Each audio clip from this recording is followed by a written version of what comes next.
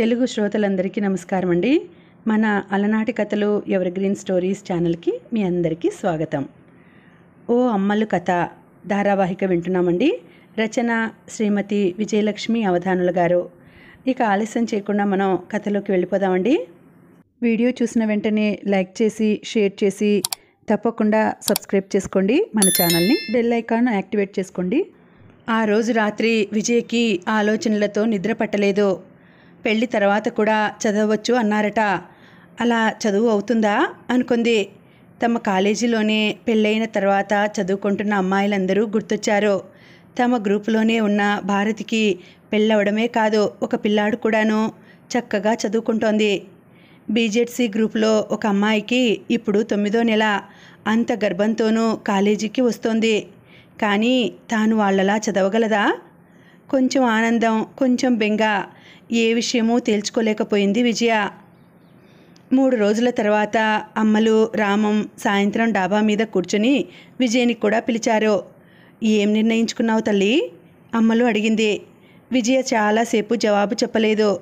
3-4 నిమిషాల తర్వాత నెమ్మదిగా అంది. నాకు అసలు ఏమీ తెలియడం లేదమ్మా. నీకు నాన్నగారికి ఏది మంచిదని తోస్తే అదే చెయ్యండి. కానీ పెళ్ళి తర్వాత కూడా చదువు సాగాలి. అదొక్కటే నాకు కావాలి. చూడు తల్లి, మా గురించి నువ్వు పెళ్ళికి ఒప్పుకోనక్కర్లేదు. నీకు ఏది మంచిదనిపిస్తే అదే చెయ్యి అన్నాడు రామం.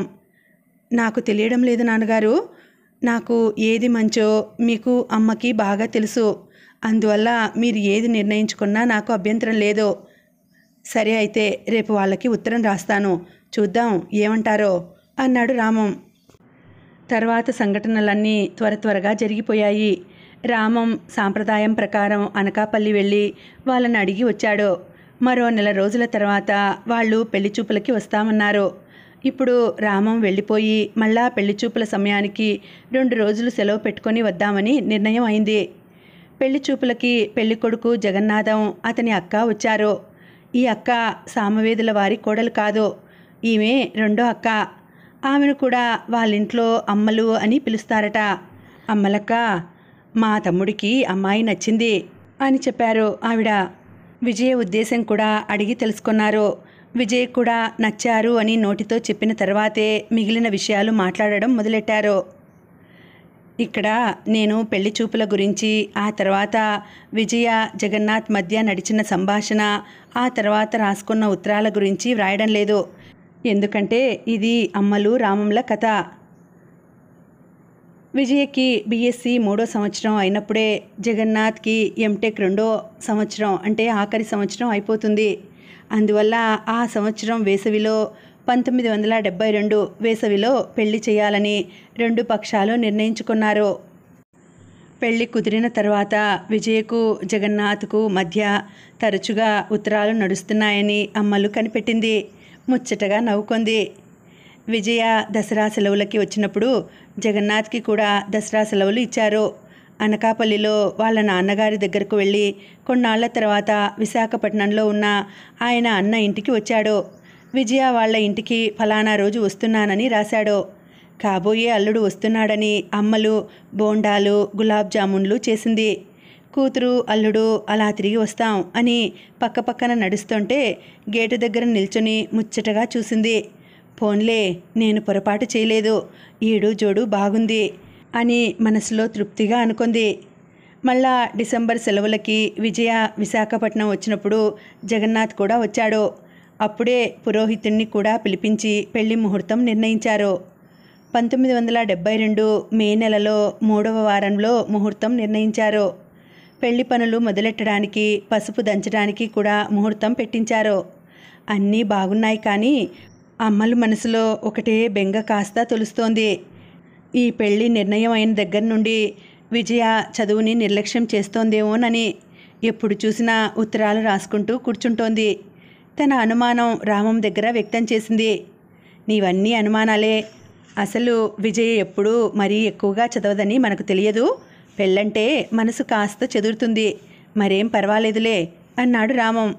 విజయ ఆఖరి సంవత్సరం పరీక్షలు ఏప్రిల్ మొదటి వారంలో మొదలయ్యి 2 వారాల పాటు జరుగుతాయి. పెళ్లికి ముందు దాదాపు 1 నెల రోజుల సమయం ఉంటుంది. పర్వాలేదు అనుకున్నారు. విజయ పరీక్షలు మరో నెల రోజులకి మొదలవుతాయి అనగా మొత్తం ఆంధ్ర తెలంగాణలో జై ఆంధ్ర ఉద్యమం ఊపందుకుంది. సుప్రీంకోర్టు ముల్కీ రూల్స్ గురించి వ్యతిరేకంగా ఈ ఉద్యమం జరుగుతోంది. హైదరాబాదులో స్థిరపడ్డ ఆంధ్ర వాళ్ళకి తెలంగాణ వాళ్ళకి మధ్య పోట్లాటలు మొదలయ్యాయి. హైదరాబాదు అంతా అల్లకల్లోలంగా తయారైంది. బస్సులు తగలబడిపోయాయి. కొన్ని రైళ్లు ఆగిపోయాయి.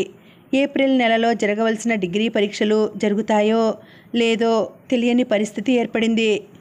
అప్పుడు ఉస్మానియా యూనివర్సిటీ వాళ్ళు పరీక్షల విషయంలో ఒక చారిత్రాత్మక నిర్ణయం తీసుకున్నారు. పరీక్షలు మామూలుగా అనుకున్న తేదీ నుండే మొదలవుతాయి. ఆ తేదీన వ్రాయదలుచుకున్న వాళ్ళు పరీక్ష వ్రాయవచ్చు. ఒకవేళ ఆ తేదీన పరీక్షలు రాయలేని వారు కల్లోలాల కారణంగా మళ్ళా జూన్లో మరొకసారి పరీక్షలు పెడతారు. అప్పుడు వ్రాయవచ్చు. అసలు ఈ అల్లర్లు మొదలవకముందే యూనివర్సిటీ వాళ్ళకి ప్రిపరేషన్ సెలవులు ఇచ్చేశారు. పెళ్లికి ముందు కొన్నాళ్ళైనా అమ్మ దగ్గర హాయిగా గడుపుదామనుకుని విజయ ఆ సెలవులు ఇవ్వగానే విశాఖ వచ్చేసింది. ఇప్పుడు యూనివర్సిటీ వాళ్ళు తీసుకున్న ఈ నిర్ణయం గురించి పేపర్లో చదవగానే విజయ మనసులో అయోమయం నెలకొంది. అమ్మల మనసులో కూడా. విజయ, అక్కడ బాగా అల్లర్లు అవుతున్నాయని రోజు పేపర్లో చదువుతున్నాం. ఇన్ని అల్లర్ల మధ్య నువ్వు హైదరాబాద్ వెళ్ళి పరీక్ష రాయగలవా? నా ఉద్దేశం జూన్లో రాస్తేనే బాగుంటుందేమో అంది అమ్మలో. కానీ పెళ్ళికి ముందు పరీక్షలు అయిపోతే బాగుంటుంది కదమ్మా. జూన్ పరీక్షలంటే పెళ్ళైన మర్నాటి నుండి మళ్ళా చదువు మొదలెట్టాలి అంది విజయ గునుస్తూ. అసలు సంగతి ఏమిటంటే పెళ్ళైన వెంటనే మైసూరు, బెంగళూరు ఊళ్ళు ఓ వారం రోజులు తిరిగి వద్దామని జగన్నాథ్ తన ఉత్తరంలో రాశాడు. ఇప్పుడు పెళ్లి తర్వాత పరీక్షలు అంటే అవన్నీ మానేసుకోవాలి. అది కాదు తల్లి, పరీక్షలు జూన్లో కాకపోతే సెప్టెంబర్లో రాద్దు గాని నువ్వు ఏ ప్రమాదంలోనూ ఇరుక్కోకుండా పరీక్ష జరిగే దగ్గర నుండి ఇంటికి రావడం ముఖ్యం కదా అంది అమ్మలు ఆందోళనగా. అప్పుడు నేను 12వ క్లాస్లో ఉన్నప్పుడు తెలంగాణ ఉద్యమం, ఇప్పుడు ఇది. ఎప్పుడు నా పరీక్షల ముందే ఇలాంటివి అన్నీ జరుగుతాయి ఏమిటమ్మా అంది విజయ విసుగ్గా. సర్లే, నువ్వు ఒక్కదానివేనా? నీలాంటి వాళ్ళు వేల మంది ఉన్నారు అంది అమ్మలు నవ్వుతూ. వీళ్ళు ఇలా తర్జన భర్జన పడుతున్నప్పుడే హైదరాబాదు చిన్నాన్నగారి దగ్గర నుండి ఉత్తరం వచ్చింది. ఇక్కడ అల్లర్లు తీవ్రంగా ఉన్నాయి. ఏప్రిల్లో పరీక్ష రాయడం అంత క్షేమం కాదనుకుంటాను. నా ఉద్దేశంలో విజయ జూన్లోనే పరీక్షలు రాయడం మంచిది. అప్పటికి అల్లర్లు తగ్గుముఖం పట్టవచ్చు అంటూ. మరి ఆలోచించడానికి ఏమీ లేదు, చదివినదే మళ్ళా చదవాలి విసుగ్గా అనుకుంది విజయ. మరికొన్నాళ్లలోనే పసుపు దంచే ముహూర్తం వచ్చింది. అమ్మలు రమాపతి కుటుంబంలోని 3 తోటికోడలను, ఆ ఊర్లో ఈ మధ్యనే స్థిరపడ్డ తన అక్కను, ఇంకా 2-3 చుట్టాలను లాంఛనంగా పిలిచింది. అందరూ కలిసి పసుపు దంచారు. వచ్చిన వాళ్ళందరికీ మైసూర్ పాక్ ఇంకా పులిహోర పలహారంగా పెట్టింది అమ్మలు. వచ్చే వారం ఇదే రోజు పెళ్ళికి అప్పడాలు ఒత్తుదాం అనుకుంటున్నాను. మీరందరూ వస్తారా? అమ్మలు అడిగింది. అయ్యో అమ్మలు, నువ్వు అడగాలా అసలు? మరి గుమ్మడి వడియాలు, పేల వడియాలు ఎప్పుడు పెట్టుకుందాం అడిగింది అనసూయ. వడియాలు నేను పెట్టుకుంటానులే వదినా, అప్పడాలైతే నలుగురు కలిసి ఒత్తితే త్వరగా అయిపోతాయి అంది అమ్మలు. అలా కాదులే, వడియాలు కూడా అందరం కలిసి పెట్టుకుందాం, చక్కా కబుర్లు చెప్పుకుంటూ పెట్టుకోవచ్చు అంది అనసూయ. సరే, అప్పడాలు పెట్టిన మర్నాడు వడియాలు పెట్టుకుందాం. కానీ ఆ 2 రోజులు మీ అందరి భోజనాలు మా ఇంట్లోనే సుమా అంది అమ్మలు. వద్దే అమ్మలు, అసలే నీకు ఆ రోజు పని ఎక్కువగా ఉంటుంది. ఇంతమందికి భోజనాలు వడ్డించడాలు అంటే బాగా అలసిపోతావు. పొద్దున్నే టిఫన్లు తినేసి వస్తాం, మధ్యాహ్నం భోజనాల సమయానికి వెళ్ళిపోతాం అన్నారు అందరూ. అయితే ఒక పని చేయండి, ఆ 2 రోజులు పొద్దున్న టిఫను ఇక్కడ పెడతాను. ఒకరోజు ఉప్మా, ఒకరోజు అటుకుల ఉప్మా చేస్తాను. సులువుగా అయిపోతుంది. అందరూ కాస్త పెందరాలే వచ్చేయండి అంది అమ్మలు. ఆ ప్రతిపాదన అందరికీ నచ్చింది. ఈ సంభాషణ అంతా మరో గదిలో కూర్చుని వింటున్న విజయ్కి ఏమిటో మొహమాటంగా అనిపించింది. అందరూ వెళ్ళిపోయాక అమ్మల దగ్గర చేరి గునుస్తూ అంది. అప్పడాలు వడియాలు పెట్టడానికి అంతమంది చుట్టాలను పిలవడం ఎందుకమ్మా? వాళ్ళందరినీ ఇబ్బంది పెట్టినట్లు అవదు. నీకు మరీ పని ఎక్కువ అవుతుంది అనుకుంటే మనిద్దరం కలిసి చేసుకోవచ్చు కదా అంది విజయ. అమ్మలు నవ్వింది. నీకు తెలియదే విజ్జులు, పెళ్లి పనులు ఇలా అందరూ కలిసి చేసుకుంటే అదో ఆనందం. అప్పుడే ఇంటికి అసలు పెళ్లి కళ వస్తుంది. ఇక్కడ చుట్టాలెవరింట్లో పెళ్ళైనా ఇలా అందరూ కలిసి చేసుకుంటారు. రేపు ఇంకెవరి ఇంట్లోనైనా పెళ్ళైతే నేను వెళ్ళను. మనం పూర్తిగా ఆ సింగరేణి క్యాలరీలో ఉండిపోవడం వల్ల నీకు ఇటువంటివి అన్నీ తెలియవు. అలాగంటావా? సరేలే అంది విజయ. ఇంకా ఇప్పుడైతే కేవలం అప్పడాలు వడియాలే చేసుకుంటున్నాం. మా చిన్నప్పుడు ఎవరింట్లోనైనా పెళ్ళి జరిగితే పసుపులు, కారాలు, అరిసెల పిండి ఇవన్నీ మొదటి నుండి అందరం కలిసి దంపుకునేవాళ్ళం. రాత్రి పలహారాలు తినేవాళ్ళకి ఉప్పు పిండి కోసం తిరగట్లో వరినూక విసురుకొని ఉంచుకునేవాళ్ళం. ఇప్పుడు అవన్నీ మిల్లు పట్టించేస్తున్నాం అంది అమ్మలో. పోన్లే అమ్మా, సుఖపడుతున్నాం అంది విజయ నవ్వుతూ. పెళ్లికి నెల రోజుల ముందు 4 రోజులు సెలవు పెట్టుకొని రామం వచ్చాడు. పెళ్లి ముందు చేయవలసిన చిన్న చిన్న పనుల గురించి, విజయనగరం నుండి వచ్చే మంచి వంటవాళ్లను మాట్లాడాడు. మగపెళ్లి వారికి విడిదిగా ఇవ్వడానికి ఇంటికి కాస్త దూరంలో ఉన్న మరో ఇల్లు వారం రోజుల గురించి అద్దెకు తీసుకునేటట్లు మాట్లాడాడు. వీధి చివరినే ఉన్న శంకరమఠంలో పెళ్లి చేయడానికి నిశ్చయించుకుని వాళ్లతో మాట్లాడి వచ్చాడు. శుభలేఖలు అచ్చు వేయించాడు. అమ్మలు రామం కలిసి ఊర్లో చుట్టాలందరి ఇళ్లకు వెళ్ళి శుభలేఖ ఇచ్చి బొట్టు పెట్టి పెళ్లికి రమ్మని పిలిచారు. ముందు నుంచి బాగు చేసుకుని ఉంచుకోవలసిన బియ్యాలు, పప్పులు తెప్పించాడు. పెళ్లికి కావలసిన బట్టలు, అందరికీ పెట్టవలసిన బట్టలతో సహా కొన్నారు. రామం చేయవలసిన పనులు అయిపోయాయి. పెళ్లికి 3-4 రోజుల ముందు వచ్చేటట్లు కార్యక్రమం వేసుకొని మందమర్రి తిరిగి వెళ్ళిపోయాడు. జగన్నాథ్ పరీక్షలు అయిపోయిన నెల రోజుల్లోనే కలకత్తాకి దగ్గరలో ఉన్న హిందుస్థాన్ మోటార్స్లో ఉద్యోగం వచ్చింది. విజయకు జగన్నాథ్ దగ్గర నుండి ఉత్తరం వచ్చింది. నాకు ఈ ఉద్యోగం నా BE క్వాలిఫికేషన్ వల్ల వచ్చింది. ఎంటెక్ పరీక్షా ఫలితాలు వచ్చిన తర్వాత ఆ క్వాలిఫికేషన్ వలన ఉద్యోగంలో పదోన్నతి లభించవచ్చును. నేను పెళ్లికి 2 రోజుల ముందు మాత్రమే వస్తాను. కొత్తగా చేరిన ఉద్యోగం కదా, ఎక్కువ రోజులు సెలవులు దొరకవు. పెళ్లికి ముందు కంటే పెళ్లి తర్వాత సెలవులు పెడితే మనకి ఊర్లు తిరిగి రావడానికి సమయం ఉంటుంది అంటూ ఆ విషయాలన్నీ అమ్మలకు చెప్పింది విజయ. అమ్మలు మనసు సంతోషంతో పొంగిపోయింది. అమ్మలు గోపాలం భార్య స్వరాజ్యానికి తనకు పనుల్లో సహాయం చేయడానికి వారం రోజులు ముందుగానే రమ్మని ఉత్తరం రాసింది. స్వరాజ్యం అలాగే వచ్చింది.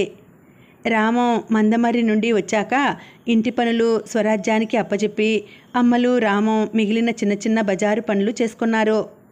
చుట్టాలను ముందే పిలిచారు కాబట్టి ఆ వీధి వాళ్ళందరినీ పిలిచి వచ్చారు. పెళ్ళి 3 రోజులు ముందు వాటాలోని ముందు గదులు 2 వాడుకుంటామని, ఆ 2 రోజులు వాళ్ళను పక్క తలుపు ఉపయోగించుకోమని ముందు వాటాలో ఉన్న అద్దె వాళ్ళకి చెప్పారు. ఆ రోజు జగన్నాథ్ కలకత్తా నుండి అనకాపల్లి వస్తున్నాడు. ఆ రైలు విశాఖపట్నంలో చాలాసేపు ఆగుతుంది. రైలు విశాఖపట్నంలో దాదాపు అరగంట సేపు ఆగుతుంది. నువ్వు విశాఖపట్నం స్టేషన్కి రాకూడదు, హాయిగా ఇద్దరం కాసేపు మాట్లాడుకోవచ్చు అంటూ ఉత్తరం రాశాడు. రమేష్ని తీసుకొని విజయ స్టేషన్కి వెళ్ళింది. ట్రైన్ నుండి జగన్నాథ్ దిగుతుంటే విజయ గుండె దడదడలాడింది. నవ్వుతూ విజయను, రమేష్ను పలకరించాడు జగన్నాథ్. ఏమోయ్ బామ్మర్ది, వెళ్ళి కాస్త ఏదైనా తెలుగు పుస్తకం కొనుక్కురాకూడదు? రైల్లో చదువుకుంటాను అన్నాడు. జగన్నాథం రమేష్ వైపు చూసి నవ్వుతూ. తన తమ్ముణ్ణి జగన్నాథ్ అలా బామ్మర్ది అని పిలుస్తుంటే విజయ్కి తమాషాగా అనిపించింది. ఏదో అర్థమైనట్లు రమేష్ నవ్వుకుంటూ అక్కడి నుండి వెళ్ళిపోయాడు. జగన్నాథ్ కలకత్తా కబుర్లు చెప్పడం మొదలెట్టాడు. అన్నట్లు మా బావకి ఒంట్లో బాగోలేదని ఆ మధ్య ఆసుపత్రిలో చేర్పించారని మా నాన్నగారు ఉత్తరం రాశారు. ఇప్పుడెలా ఉందో? బాగానే ఉండి ఉంటుందిలే అన్నాడు జగన్నాథ్ మాటల మధ్య.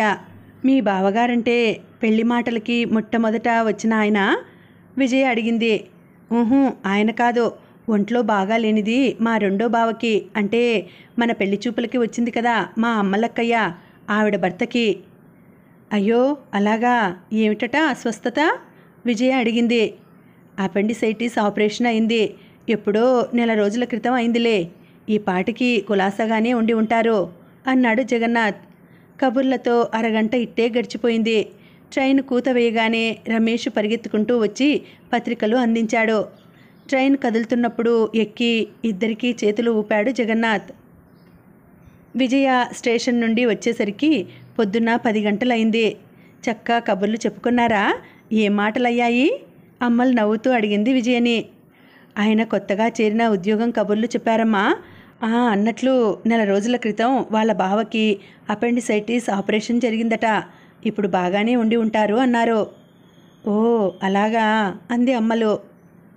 వీళ్ళ మాటలు అవుతూ ఉండగానే అమ్మలు మరో తమ్ముడు కుటుంబంతో వచ్చాడు. ఇల్లంతా సందడిగా అయిపోయింది.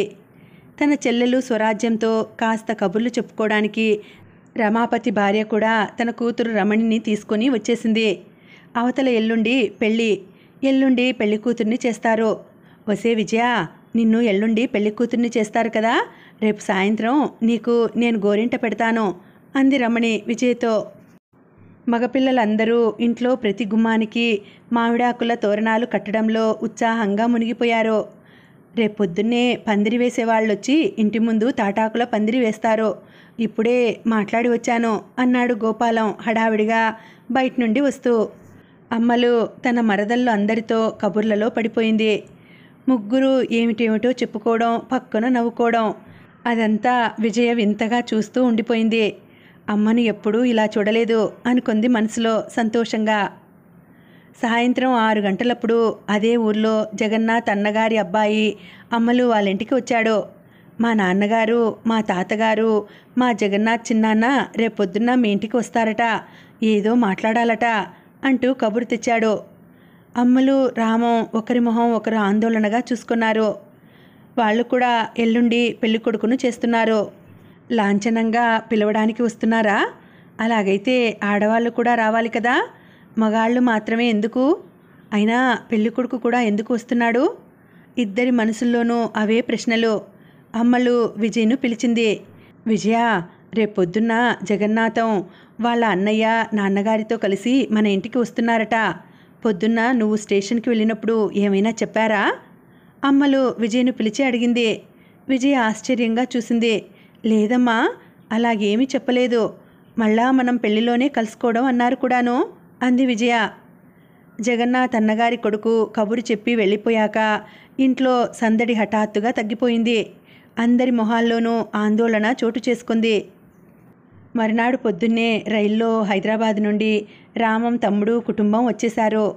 వాళ్ళింకా తమ సామాన్లు పూర్తిగా లోపల పెట్టుకోకుండానే, చిటి ఇలా ఒకసారి రా అంటూ రామం తన తమ్ముణ్ణి పక్కకు పిలిచి మగపెళ్లి వారి తరపు నుండి 3-4 వస్తున్నట్లు చెప్పాడు. ఏవో మర్చిపోయిన లాంఛనాల గురించి చెప్పడానికి వస్తున్నారేమో అన్నయ్య. నువ్వేమిటి ఎప్పుడూ లేంది అలా ఆందోళన పడుతున్నావు అన్నాడు చిట్టి. తమ్ముడి మాటలతో కాస్త స్థిమితపడ్డాడు రామం. వీళ్ళు మాటల్లో ఉండగానే వీధిలో పందిరి వేసేవాళ్ళు వచ్చి పందిరి వేయడం మొదలెట్టారు. మర్నాటి నుండి అసలు వంటలు ఉంటాయి కాబట్టి తెల్లవారుజామునే వంటవాళ్ళు వచ్చి పెరట్లో గాడిపోయి తవ్వి పూజ చేసి సారెలో ఇవ్వవలసిన అరసెలు, లడ్డూలు మొదలైనవి చేయడం మొదలెట్టారు. బెల్లం పాకం గుమగుమలు ఇల్లంతా నిండిపోగా పిల్లలు మధ్య మధ్యలో వచ్చి తయారవుతున్న ఆ తీపి వంటలను చూస్తూ లొట్టలు వేస్తున్నారు. సరిగ్గా అప్పుడొచ్చారు పెళ్లి కొడుకు జగన్నాథ్, అతని అన్నలిద్దరూ, జగన్నాథ్ తండ్రిగారు. రండి రండి అంటూ రామం హడావిడిగా సోఫాల్లో ఉన్న సామాన్లు తీసి వాళ్ళను కూర్చోపెట్టాడు. చిట్టి వంటింట్లోకి పరిగెత్తుకెళ్ళి కుండలోని చల్లని నీరు గ్లాసులో పోసి వచ్చిన వారికి అందించాడు. కాసేపు మామూలు మాటలయ్యాయి. జగన్నాథ్ తన పెద్దన్న వైపు చూశాడు. చెప్పు అన్నయ్య అన్నట్లు. పెద్దన్నయ్య గొంతు సవరించుకొని చెప్పడం మొదలెట్టాడు. మామయ్య గారు, మీకు తెలియదేమో, నెల రోజుల క్రితం మా రెండో బావకి అపెండిసైటిస్ ఆపరేషన్ జరిగింది. అవును విన్నామండి, నిన్ననే విజయ్ చెప్పింది. నెల రోజుల క్రితం కదా అయింది. ఇప్పుడు కులాసాగా ఉన్నారు కదా అన్నాడు రామం. అదేనండి మేం చెప్పబోతున్నాం. ఆయన ఇంకా ఆసుపత్రిలోనే ఉన్నారు. ఇక్కడ విశాఖపట్నం కేజీహెచ్లో ఉన్నారు అన్నాడు పెద్దన్నయ్య. రామం ఉలిక్కిపడ్డాడు. నెల క్రితం ఆపరేషన్ అయితే ఇంకా ఆసుపత్రిలోనే ఎందుకు ఉన్నాడో అర్థం కాలేదు. అసలు ఏమైందంటే ఆపరేషన్ అయ్యాక కుట్లు దగ్గర ఏదో ఇన్ఫెక్షన్ వచ్చింది. మళ్ళా కుట్లు విప్పారు. ఇన్ఫెక్షన్ చాలా లోపల వరకు వెళ్ళిపోయింది. అందువల్ల మళ్ళా ఆపరేషన్ చేయవలసి వచ్చింది.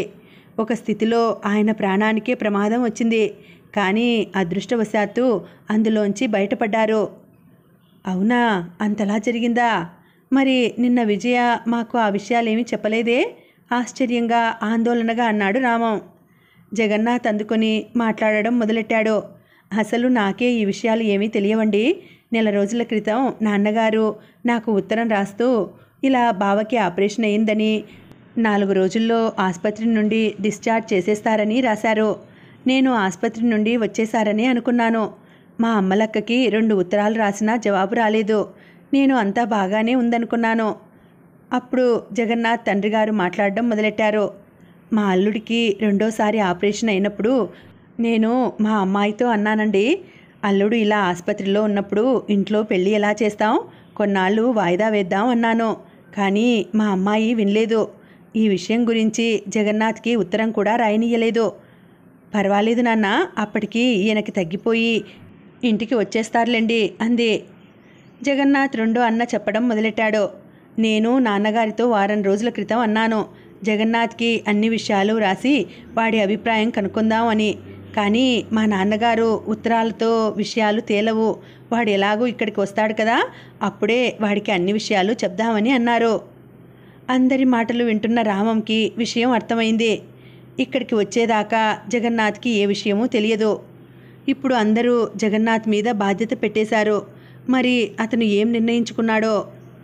మామయ్య గారు, నన్ను క్షమించండి. అక్క ఈ పరిస్థితుల్లో ఉన్నప్పుడు నేను నవ్వుతూ పెళ్లిపీటల మీద కూర్చోలేను. మా అమ్మ పోయాక ఏ పెళ్లిలోనైనా మా అక్కే ముఖ్య పాత్ర పోషిస్తుంది. తాను లేకుండా మా కుటుంబంలో ఎవరము ఏ కార్యక్రమము తలపెట్టము. అందువల్ల పెళ్ళి కొన్నాళ్ళు వాయిదా వేసుకుందాం. బహుశా 2-3 నెలల్లో మా బావ మామూలుగా అయిపోతారేమో. అప్పుడు మళ్ళా ముహూర్తం పెట్టుకుందాం. వింటున్న రామం ఉలిక్కిపడ్డాడు. పక్క గదిలో కూర్చుని ఈ మాటలన్నీ వింటున్న అమ్మలు, విజయ కూడా ఉలిక్కిపడ్డారు. అయ్యో, అన్ని ఏర్పాట్లు చేసేసుకున్నామండి. అందరికీ అడ్వాన్సులు కూడా ఇచ్చేశాము. బంధువులు కూడా చాలామంది వచ్చారు. ఇవాళ సాయంత్రంలోపు మరికొందరు వస్తున్నారు. వాళ్ళకి టెలిగ్రామ్ కూడా ఇచ్చేంత సమయం లేదు. పోనీ మీకు పెళ్ళి అంత అట్టహాసంగా చేయడం ఇష్టం లేకపోతే లఘువుగా చేసేసుకుందాం. దయచేసి వాయిదా వేయకండి అన్నాడు రామం ప్రాధేయపూర్వకంగా. లేదండి, మీరు మా తరపు నుండి కూడా ఆలోచించాలి. కేవలం 2 నెలలు ఆలస్యం అవుతుంది, అంతే కదా అన్నాడు జగన్నాథ్. ఈ విషయమై దాదాపు గంట సేపు చర్చలు జరిగాయి. పెళ్లి వాయిదా వేయడానికి రామానికి ఒప్పుకోక తప్పలేదు. వచ్చిన వాళ్ళందరూ వెళ్ళిపోయారు. ఇల్లంతా నిశ్శబ్దం అలుముకుంది. నువ్వు మానసికంగా బాగా అలసిపోయినట్లున్నావు అన్నయ్య. నీకు అసలే షుగర్ ఉంది. కాసేపు రెస్ట్ తీసుకో. నేను ఇంకా బయలుదేరని వాళ్ళకి ఇలా పెళ్లి వాయిదా పడ్డ విషయం టెలిగ్రామ్ ఇచ్చి వస్తాను అన్నాడు చిట్టి. అబ్బే, అలసట ఏమీ లేదురా చిట్టి. ఆఫీస్లో ఇంతకంటే పెద్ద పెద్ద విషయాలు జరుగుతుంటాయి. మేము శుభలేఖలు పంపేటప్పుడు అడ్రస్లతో సహా ఒక లిస్టు తయారు చేశాము. అది నీకు ఇస్తాను. ఆ లిస్టులో నేను టిక్కు పెట్టిన వాళ్ళందరికీ టెలిగ్రాములు ఇచ్చేయి అన్నాడు రామం. గూట్లో దాచిన లిస్టు తమ్ముడికి ఇచ్చాడు. చిట్టి బయటకు వెళ్ళాక రామం లోపలి గదిలోకి వెళ్ళాడు. అక్కడ మంచం మీద కూర్చొని అమ్మలు కళ్ళంట నీళ్లు పెట్టుకుంటోంది. పక్కనే కూర్చుని విజయ, స్వరాజ్యం బేలగా చూస్తున్నారు. ఇప్పుడు ఏమైందని అలా కన్నీళ్లు పెట్టుకుంటున్నావు? పెళ్ళి తప్పిపోలేదు, కొన్నాళ్ళు వాయిదా పడింది, అంతే కదా. లేచి కళ్ళు తుడుచుకొని నాకేదైనా తినటానికి ఇయ్యి. షుగర్ తక్కువ అవుతున్నట్లు నీరసంగా ఉంది అన్నాడు రామం అమ్మలు భుజం మీద చెయ్యి వేసి తడుతూ. రామం టిఫిన్ విషయం గుర్తుకు రాగానే అమ్మలు దిగ్గున లేచింది. గబగబా వెంటింట్లోకి నడిచి వేడివేడి ఉప్మా ఒక ప్లేట్లోకి తీసి తీసుకువచ్చింది. వాహ్, నీ చేతి ఉప్మా ఎప్పుడూ ఫస్ట్ క్లాస్. ఇవాళ ఇంకా బాగుంది అన్నాడు రామం ఒక స్పూన్ తిని. అమ్మలు బలవంతంగా నవ్వింది. అది అలా నవ్వుతూ ఉండాలి అన్నాడు రామం నవ్వుతూ. ఆ తర్వాత విజులు దగ్గరకు రా తల్లి అని విజయను పిలిచాడు. అన్నీ విన్నావు కదూ తల్లి? విన్నాను నాన్నగారు. వాళ్ళ మీద కోపం తెచ్చుకోకమ్మా, వాళ్ళ బాధలు వాళ్ళకుంటాయి, ఏమంటావు అన్నాడు విజయ తల నిమురుతూ అనునయంగా. లేదు నాన్నగారు, కోపం ఎందుకు? కానీ మీకు అమ్మకు బాగా ఇబ్బంది అయిందని బాధగా ఉంది. మళ్ళా మీరు ఇన్ని ఏర్పాట్లు చేసుకోవాలి కదా. పర్వాలేదమ్మా, కాసింత డబ్బు నష్టం అంతే. మొన్న దొంగలు పడినప్పుడు కొన్ని సామాన్లు ఎత్తుకుపోయారని అనుకుంటే సరి అన్నాడు రామం పెద్దగా నవ్వుతూ. కాసేపట్లోనే తేరుకొన్న స్వరాజ్యము చిట్టి భార్య లక్ష్మి గబగబా జరగవలసిన పనులు చూశారు. మిఠాయిలు చేస్తున్న వంటవారి దగ్గరికి వెళ్ళి అప్పటిదాకా చేసిన మిఠాయిలు ఉంచి ఇంకా మిగతావి చేయడం ఆపేయమన్నారు. ఎలాగూ గాడిపోయే వెలుగుతోంది కాబట్టి దాని మీద ఇంట్లో ఉన్న అందరికీ వంట చేసేయమని చెప్పారు. అనసూయ తన కూతురు రమణిని తీసుకుని వాళ్ళ ఇంటికి వెళ్ళిపోయింది. ఆ రోజు కాస్త ఆలస్యంగా వంటవాళ్ళు చేసిన వంట మిఠాయిలతో సహా అందరూ తిన్నారు. స్వరాజ్యం, ఆ మిగిలిన మిఠాయిలు వచ్చిన చుట్టాలందరూ వెళ్ళిపోతున్నప్పుడు అందరికీ పంచి ఇచ్చేవే. అందరూ వెళ్ళిపోయాక మేము నలుగురం ఎలాగూ అన్ని తినలేము అంది అమ్మలు స్వరాజ్యంతో. అలాగే వదినా అంది స్వరాజ్యం. స్వరాజ్యంతో పరిచయం విజయ్కి కొన్ని రోజులే అయినా స్వంత అక్కలా అయిపోయింది. ఆ రోజు సాయంత్రం స్వరాజ్యం విజయ డాబా మీద కూర్చొని ఉన్నప్పుడు స్వరాజ్యం విజయను అడిగింది, ఏమే విజయ, ఎందుకు ఇంకా అలా ముభావంగా ఉన్నావు? పెళ్ళి వాయిదా వేశారని జగన్నాథ్ మీద కోపంగా ఉన్నావా? కోపంగా ఉన్నానా? కోపంగా ఉన్నాను, కానీ పెళ్ళి వాయిదా పడ్డందుకు కాదు అంది విజయ ఎటో చూస్తూ. నేను చెప్పనా నువ్వు ఎందుకు కోపంగా ఉన్నావో? స్వరాజ్యం అడిగింది చిలిపిగా. చెప్పు అంది విజయ కుతూహలంగా. పొద్దున్న జగన్నాథం వెళ్తున్నప్పుడు నీతో వెళ్ళొస్తానని చెప్పలేదని, నీతో ఒక్క మాట కూడా మాట్లాడలేదని. అవునా కాదా? చెప్పవే. అరే భలే ఊహించావే, నీకెలా తెలిసిందబ్బా? ఆశ్చర్యంగా అంది విజయ. తల్లి, కొన్నేళ్ల క్రితం నేను కూడా ఇవన్నీ అనుభవించాను కాబట్టి అంది స్వరాజ్యం నవ్వుతూ. అది కాదత్తా, 2 రోజులకొక ఉత్తరం రాయకపోతే ఊరుకోరు. ఉత్తరాల్లో అన్నెన్ని విషయాలు రాస్తారు. మీ అమ్మాయిని పిలవండి అని మా నాన్నగారితో చెప్పిన మాటలే నాతో 2 ముక్కలు చెప్తేనే ఉక్రోషంగా అంది విజయ. బహుశా వాళ్ళ అన్నల ముందు నాన్నగారి ముందు మొహమాట పడిపోయారేమో అంది స్వరాజ్యం. అంతేనంటావా? నీకు ఆనందం ఇచ్చే ఒక విషయం చెప్పనా? స్వరాజ్యం అడిగింది. చెప్పు. రేపొద్దున్న జగన్నాథం మళ్ళా మన ఇంటికి వస్తున్నారు. అతను అనకాపల్లి వెళ్ళిపోవడం లేదట. ఇక్కడే వాళ్ళ అన్నయ్య గారింట్లో ఉంటారట. రేపు మన ఇంటికి వస్తారట. అవునా? నీకెలా తెలుసు? వాళ్ళందరినీ సాగనంపడానికి మీ అమ్మతో పాటు నేను కూడా గేటు దాకా వెళ్ళాను కదా, అప్పుడు చెప్పారు. రేపొద్దున్న వాళ్ళ అక్కని బావగారిని చూడడానికి వెళ్ళినప్పుడు నిన్ను కూడా తీసుకెళ్తారట అంది రాజ్యం. విజయమోహన్లోకి కాంతి వచ్చింది. స్వరాజ్యం అన్న విధంగానే మర్నాడు పొద్దున్న జగన్నాథ్ వచ్చాడు. ఇద్దరూ కలిసి కేజీహెచ్కి వెళ్ళారు. మంచం మీద నీరసంగా పడుకుని ఉన్నారు జగన్నాథ్ బావ. పక్కనే కుర్చీలో కూర్చుని ఉంది జగన్నాథ్ అక్క. కొన్ని మాటలయ్యాక, ఏమిటో తల్లి, నా వల్ల మీ వాళ్ళకి ఇబ్బంది అయినట్లు ఉంది అన్నారు అమ్మలక్క గారు. ఇబ్బంది ఏం లేదండి అంది విజయ. అంతకంటే ఇంకేం మాట్లాడాలో తోచలేదు. కొన్ని మామూలు మాటలు అయ్యాక ఇద్దరూ ఇంటికి వచ్చేశారు. విజయను ఇంట్లో దిగబెట్టాక జగన్నాథ్ కాస్త మొహమాటంగా రామాన్ని అడిగాడు, మావయ్య గారు, సాయంత్రం విజయ్ని అలా బీచ్ దాకా తీసుకెళ్లాలని ఉంది, పర్వాలేదా అంటూ. మరేం పర్వాలేదు, హాయిగా వెళ్ళండి అన్నాడు రామం. విజయ మొహం ఆనందంతో వెలిగిపోయింది. మిగిలిన సెలవు క్యాన్సిల్ చేసుకుని రామం మందమర్రి వెళ్ళిపోయాడు. వచ్చిన చుట్టాలందరూ వెళ్ళిపోయారు. ఒకరోజు ఎవరో చుట్టాలింట్లో పిల్లని ఉయ్యాల్లో పెట్టే కార్యక్రమం ఉంటే విజయ అమ్మలు వెళ్ళారు. అక్కడ అమ్మలుని ఒక ఆవిడ పక్కకి పిలిచి అంది, ఏమే అమ్మలు, మీ అమ్మాయి పెళ్ళి ఆఖరి నిమిషంలో తప్పిపోయిందట కదా? మరేం పర్వాలేదులే, వీళ్ళు కాకపోతే మరొకరు. నీ కూతురికేం చక్కగా చదువుకుంటోంది, మంచివాళ్ళు దొరుకుతారులే అని. ఆ మాటలు విని అమ్మలు బిత్తరపోయింది. విజయ మనసు చురుక్కుమని గుచ్చినట్లయింది. అయ్యో అత్త, పెళ్ళి తప్పిపోలేదు, కొన్నాళ్ళు వాయిదా పడింది. పెళ్ళికొడుకు బావ ఆసుపత్రిలో ఉన్నారు, అందుకే వాయిదా వేశారు అంది అమ్మలు. ఏమిటో ఊర్లో చాలామంది చుట్టాలు తప్పిపోయింది అనుకుంటున్నారులే, నేను అలాగే అనుకున్నాను అందావిడ అదోలా మొహం పెట్టి. ఇంటికొచ్చిన తర్వాత చాలాసేపు విజయ అమ్మలు ఆ నొప్పిలోంచి తేరుకోలేకపోయారు. చుట్టాలందరూ అలా అనుకుంటున్నారా? ఇద్దరికీ ఆ విషయం ఒక రోజల్లా మనసులోంచి పోలేదు. పరీక్షల తర్వాత పెళ్ళి అనుకున్నారు. పరీక్షలు వాయిదా పడ్డాయి. పెళ్ళి వాయిదా పడింది. విజయ్కి చదువు మీద అస్సలు మనసు పోవడం లేదు. మరొక నెల రోజుల తర్వాత జగన్నాథ్ నాన్నగారి దగ్గర నుండి ఉత్తరం వచ్చింది. ఇప్పుడు మా అల్లుడు ఆసుపత్రి నుండి డిశ్చార్జ్ అయ్యి ఇంటికొచ్చారు. ఇప్పుడు కులాసాగా ఉన్నారు. అందువల్ల మీరు నిర్ణయించిన ముహూర్తానికి మేము సిద్ధంగా ఉన్నాము అంటూ. కానీ విజయ పరీక్షలు మరొక వారం రోజుల్లో మొదలవుతాయి. 2 రోజుల్లో బయలుదేరి హైదరాబాదు వెళ్తోంది. పురోహితుడిని పిలిచి ముహూర్తం కనుక్కున్నారు. మరొక 15 రోజుల్లో ఒక ముహూర్తం ఉందని, అది దాటితే మళ్ళా ఆగస్టు దాకా లేవని తెలిసింది. అమ్మా, నేను సరిగ్గా చదవలేదు, కానీ ఈ పరీక్షలు రాసిస్తాను. ఆగస్టులోనే ముహూర్తం పెట్టండి అంది విజయ తల్లి దగ్గరకు చేరి. నాకు అదే సరైనది అనిపిస్తోందమ్మా అంది అమ్మలు. విషయాలన్నీ జగన్నాథ్ తండ్రి గారికి రాశారు. వాళ్ళు సరే అన్నారు. విజయ హైదరాబాద్ వెళ్ళి పరీక్షలు రాసి వచ్చింది. కానీ అంత సంతృప్తిగా వ్రాయలేకపోయింది. పెళ్లికి ఇంకా నెలన్నర సమయం ఉంది.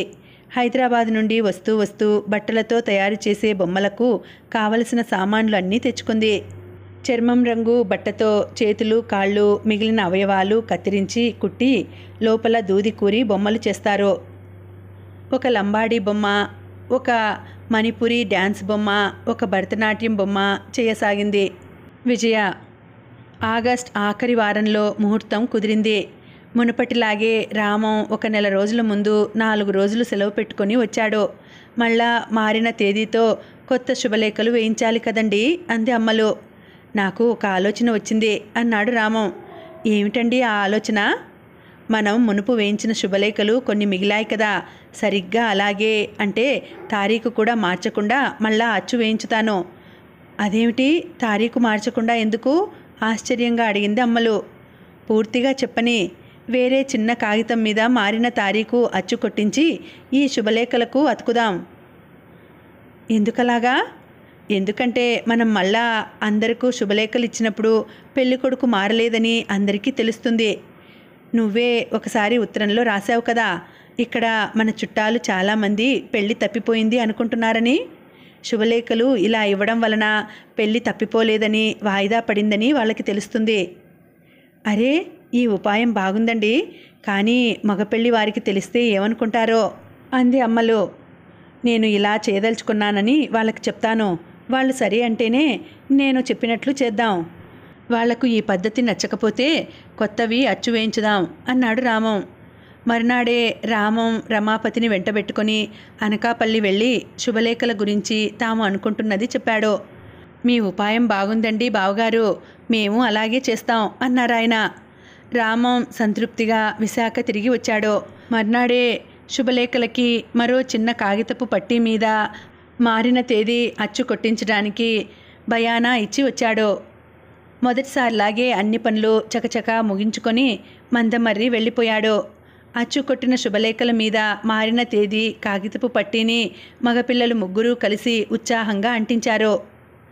పెళ్ళి నిర్విఘ్నంగా జరిగిపోయింది.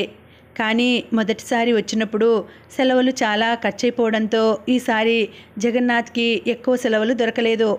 ఊర్లు తిరిగే కార్యక్రమం వాయిదా పడింది.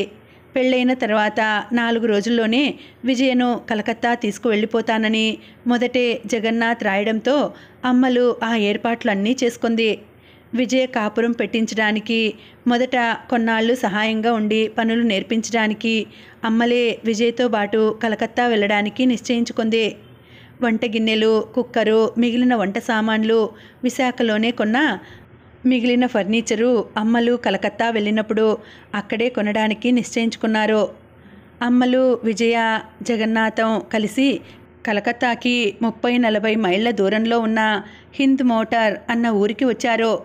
తాము వచ్చేసరికే జగన్నాథ్ గ్యాస్ బుక్ చేయించి ఉంచాడు. ఒక్కొక్క అంతస్తుకి 4 వాటాల చొప్పున 2 అంతస్తుల భవనం అది. ఒక పొడుగాటి కారిడార్లోంచి 3 గదులు వరుసగా ఉన్న చిన్న ముచ్చటైన ఇల్లు అది. 3 గదుల్లో 1 వంటిల్లు.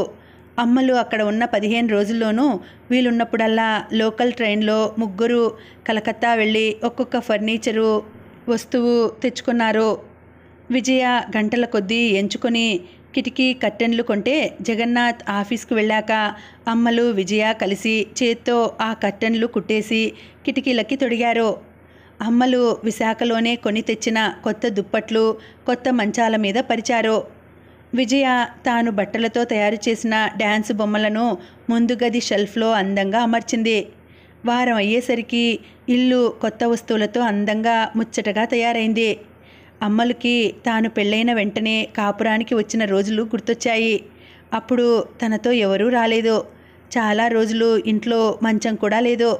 చాప మీదనే పడుకున్నారు. ఆ రోజులు గుర్తురాగానే అమ్మలు పెదవుల మీదికి నవ్వు తోసుకొచ్చింది.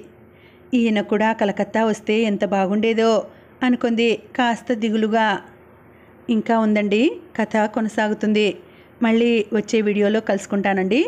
అంతవరకు సెలవు. నమస్తే.